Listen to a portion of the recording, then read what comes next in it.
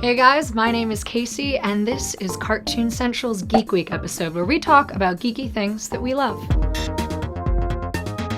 So, a geek is a person who is super obsessed with something. I have this sort of personality where I don't like things a little, either love it or hate it. And I guess that's like geeky on both sides, because I'm either like, I'm obsessed with loving something or obsessed with hating something. So we've featured a bunch of cartoons in past episodes of Cartoon Central. Here are some that I really geeked out about. The first one was Little Talks of Monsters and Men.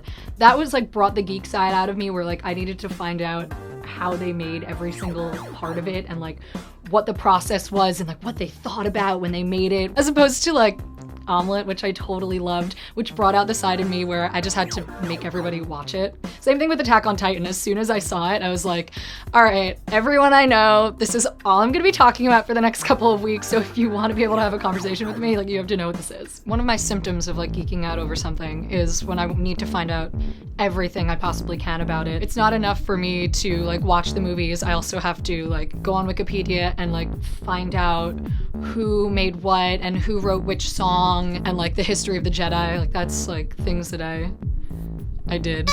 You can be geeking out over football or train cars or whatever. Those are the worlds that we want to insert ourselves into. So we want to find out as much as we can so that, I don't know, our imagination can be enriched or we can sort of escape ourselves for a while. And when we find something we love, we want to participate in it. We want to be in it. We want to put our mark on it. One example of someone trying to put their mark on a fandom is the Feetsinker channel's parodies of all 6 Star Wars movies. He calls it the real episode blank 1 to 6, where he has these short, like 4-minute videos that span the entirety of the Star Wars movie, and it's animated like kind of like sprites or almost like a video game. Like when I was watching it, I thought 4, 5, and 6 made much better cartoons than 1, 2, and 3, and I don't think that's his fault. I think that comes from the movies just not being as good. I think one of the reasons why people parody Star Wars so much is because of the huge difference between the episodes that we love and the episodes that we hate.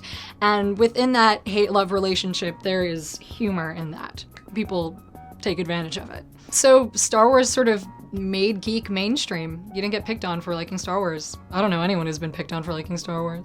Of the worlds you most geek out over, of the fandoms that you are most obsessed with, which one would you want to be in most? Come back next Tuesday and we will be talking about something else that I geek out over: Pokemon. One of my favorite things to do after the episodes go live is to watch all of the arguments in the comments. They just like devolve so quickly into people being angry at each other. I love when people get like angry at people calling anime cartoons. They're Japanese cartoons. Like, it's okay. It's fine. I'm not gonna call it a cartoon because I think cartoon implies something else, but I don't think it's not a cartoon. I love when people, and by love, I mean hate, when things are better when no one else has watched it. As if when other people watch it, it like depreciates in value. I don't know, I feel like I get mad if people were like withholding awesome shows from me because they didn't want anyone else to know about it. Like, I deserve to know too. Let me know.